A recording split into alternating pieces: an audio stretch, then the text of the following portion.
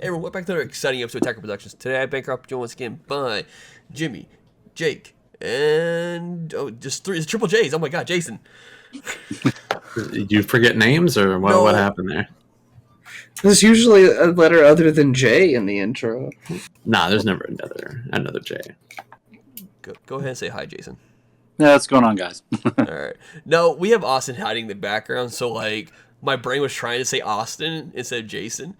But I was like, no, it's the three J's, guys. Today's matchup though is Jimmy versus Jason. Jimmy brought back I don't know if you were on camera last week, but so Jimmy brought Goku GT, and Jason has brought us the Drip deck, which is one of my favorites right now. So there's buttons down below. Feel free to click them there for a reason. But let's get into today's matchup. I think the real matchup here is whose nail polish is fresher. Right now, I think I'm going for Jason. Yeah, probably. He got both hands done. I only do the right hand. And I think Yeah. Jason has an alternating per digit. Yeah, my wife gets pretty creative with it. I think. That's what- What were you doing today, Jimmy? You have the it's not the Halo one. What's Oh that? no, I just did straight red. Just straight red. All right. Yeah, I was going through. I was like, all these are getting low except for the red one. Now, So this happens to kind of flow into the theme of your deck, and we'll kind of go to it in a second. But this is the Bulma player, guys, just for that one random comment from like a long time ago. But yeah, all right. So, guys, talk about your decks. I've done no such thing. Never once. Yeah, it just goes to show how far the times have come with this channel, where we used to get sexist comments about people with nail polish, and now like half of the tournament has their nails painted. You know? Yeah, I mean, there's a little inside joke going around the shop that the Dragon Ball card game turns people gay. So I think it's just slowly working on everybody here. Soon this channel will move completely on over to OnlyFans. We mean And soon. then, I mean, yeah, exactly. Our jokes about dumpster favors will no longer be jokes. So let's get back to the game. Talk about your Yeah, guys' decks. I'm gonna get distracted throughout this entire thing because there's people like setting off fireworks in my backyard. So if you can hear that over the mic, please enjoy. But Jason, talk about your yellow unison deck that I hate. Oh, I love it actually. I play a lot of unisons.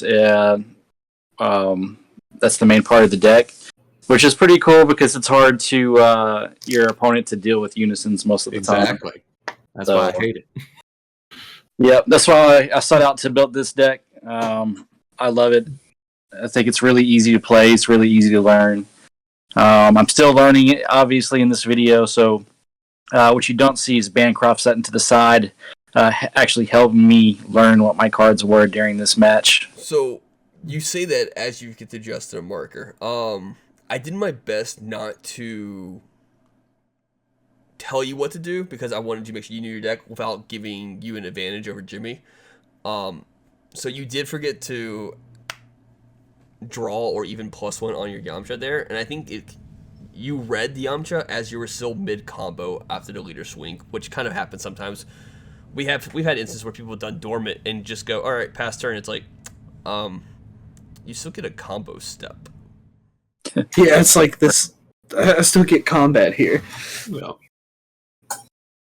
Yeah, this match, it's let's see, the main unisons that I've been using lately is Tien, Krillin, and Piccolo. So this match is actually the first time I got to use Yamcha as much as I did Yeah, in previous games. Yamcha's one of my, I think it's like my fourth favorite because like Vegeta obviously is great because when it leaves it draws a card. Piccolo comes in, it draws you a card. Yamcha has the activate main where you could draw a card. And if you already got 3 markers and you play it off the leader effect, you don't need to do the +1 because the cards only have empowered 2.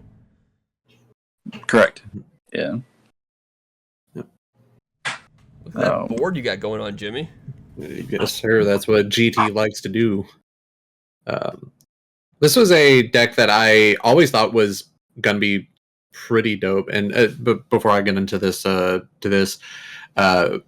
this Final Flash play, while it was very strong, I think you may have targeted the wrong card here. I know you weren't familiar with exactly what GT wants to do, but the Pan had already like used her ability that turn and was not going to do anything else. The better option would have been hitting the Goku and removing the crit off of it. But that's probably a thing of you learning the deck that you're playing while also playing against a deck that's probably very fresh in your mind. That's one of the. Oh, sorry. Go ahead. No, I was gonna say this is the first time I've actually gone up against this particular deck, which I'm kind of surprised that no one else has built it yet. So we've had 2 other people play it before me. Really? Yeah, I guess I'll just in there in a couple weeks then. Fluff and Jacob both played it at the shop. Okay. But GT was a deck that I thought was going to be like the be-all end-all of the set. I thought it was going to be the straight strongest out of this set. And from recent tournament toppings, I think that's evident that it is a very, very strong deck. We also had to stop and read this card like 8 times because I've read this card about 100 times. I still don't know what the fuck it does. Really good. It does a lot of stuff. Yeah. So there was confusion on how much it costs to play. So yeah. But since everybody at the shop, this happens every single set where everybody says they're going to play a deck, and then the time comes, only like one person plays the deck, which I was surprised that 2 people played GT at our locals after everybody said they were going to play it. Nick was going to play it too. Yeah, so like it looked like it was actually going to be the people saying that they're going to play a deck come true, and they actually did play the deck. But only 2 people showed up with it, and I recently come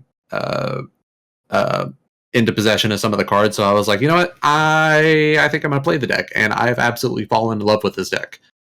I think the deck is incredibly strong. It does have some major weaknesses. Any deck that can just like straight deal with the Unison it's pretty much GG once your Unison gets popped. So stuff like High Secret Rare, Finn is really strong against this deck because it can just take your Unison. Like the blue-yellow is kind of like a really weird matchup because they have to get to a later turn to drop their trios on you, and I feel like trios, out of all of those things other than Kai just wiping the Unison, is like the most annoying out of all of that, because you don't have a good option to deal with trios. The Finn matchup, you have stuff like Vegeta to counterplay it. I even put Denial of Hope in my sideboard just to deal with Finn as well. Like it's a major uphill battle once your Unison is gone. Yeah, and what's really annoying about Trio is they might not even kill it. They might just turn its skills off and take a couple markers off. Mm-hmm. And then you're kind of in the situation where I guess it does have Empower, so if you play another one, you're not really losing any markers, but you'll lose everything underneath it, which could potentially be a really big issue. So you're stuck in this loop of, can I remove the trio? Do I play another copy? It's like a really annoying situation to be in. No, correct me if I'm wrong.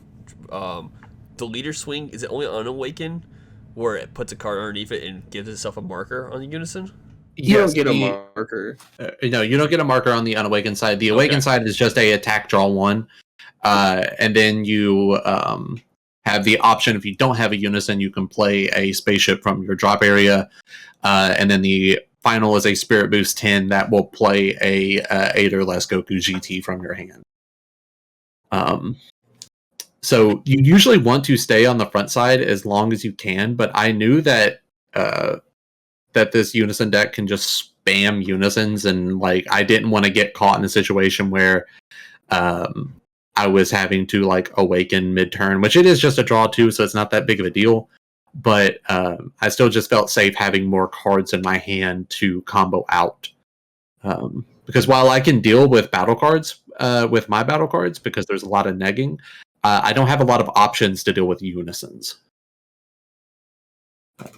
Especially with Unisons that are kind of under the 20k threshold, because even Violent Ray won't touch them. Yeah. Pretty much every unison he plays, for the exception of Gohan. It's okay. Most negates don't really affect him. Yeah. It's another reason why I hate this deck so much, because like the cooler matchup, like I can Violent Ray, and I can deal with the Golden Frieza Unison pretty easily, but oh boy, this fucking Unison spam deck, I'm so sick of it. Both of the Unison spam decks in this set are really strong. Well, not like busted, but like really like powerful once they get going, and like are fair like contenders in my opinion. Mm-hmm. And I think like I really like this design space for Unisons, honestly. I just think we need new defensive options or more ways to deal with them offensively now that things like fighting against fate are gone. Mm-hmm. And I absolutely love this additional tech. I'm not sure what the normal GT Goku build is, but seeing is it one hit one? Not one hit one. Is it one hit wonder? One hit wonder is a pretty standard tech for GT nowadays. I only run it as a one of. I've seen some lists that will bump it up a little bit, because it is a easily removed card. But I just run it as a one of tech that if it happens, it happens. Whatever. I do borrow a lot of techs from some of the previous GT decks that topped. I've kind of picked and chose what I like from them. I think this Chain Attack Bardock is absolutely insane in the deck. It's just a IPT, but without having to take a life, and you're gonna have 3 Saiyans on the field almost at all times. And with built-in removal. Yeah, with the built-in removal, which is just fantastic. And also that Bardock can proc one-hit wonder, so it kind of, works into itself. If you saw earlier, I comboed with the Krillin super combo, which was made for the, if I remember correctly, it's the Piccolo Junior, or it's one of the whatever red deck had the rejuvenate unison. It's live if you have a unison in play, and it's a automatic 10k combo draw one. So I felt like that was a much better option than Raditz. Even though Raditz could go under my unison for some effects, I feel like the Krillin plus, it doesn't show up in this game, I don't believe, but I do run Bunny Girl Bulma to pull my super combo right back out. I do remember looking at you when you come in, I'm like, what are you doing? And you're like, I got tech. Like, yeah. Okay. So I borrowed a lot from a bunch of different GT decks that have topped, and I kind of feel like this deck is in a place that I really, really like it right now. I don't know if I'm going to change all that much going into the next coming weeks. So Kai is just really strong for this particular mode right now because it correctly stops battle card and unison swings. Battle card and unison swings. So he can't swing with his leader. Put a unison on board to maximize unison spam. Pay one, and then actually get to attack with another unison afterwards. Mm-hmm. But this right here, this is why I also play Tien as a 2-of. It has a really nice -3, which stops your opponent from swinging, and I think it was a great choice to playing this card. Yeah. I've never really seen this Tien played in a lot of the list. If it is, it's never hit the board in the matches that I played. So I was really surprised at kind of how potent this Tien can be in a lot of matchups. Where my leader card is just a draw one, still losing a 15k attack in a draw does kind of really hurt. I will say Tien would be a little more better paired, which I don't know what Jason runs when it comes to his numbers, but against heavy, like you have a ton of battle cards, so your leaders can't attack, you still have plenty of pressure. So like a flying Nimbus would be great. Potentially Mecha Freezes could be good because you have to constantly tap down other cards to get their effects to get them to attack. But you do have a Kai, so remember what he can build here, it's going away. Yeah, pretty much. Because I think towards right about now, I think I'm most of my hand right now is just unisons. So, I think I do have probably the Wicked Sands, possibly, which I think I get ready to play here soon. And as far as like big cards go, that's just like one of two big cards I actually have in the deck. So, out of curiosity, you do have it in your hand. You didn't choose to combo with it. It's whenever you combo, if as long as you have 2 or more energy, or your opponent has 2 more energy, your opponent either taps 4 cards down, or you play it and they have to discard 2 cards. You could have played it then and had a dual attack, double strike could follow up on top of that. What was that thought process? So one, I didn't want to tap out my energy completely just for one blocker. Especially when I had that low on life. So I'm pretty sure that I did have a couple of negates in my hand. At least one time magic and maybe one flying nimbus. But if I can make it through his turn, or I could just do combo with it during his turn and then try to get it to play. And then bring out the big blocker towards the end of that round, maybe.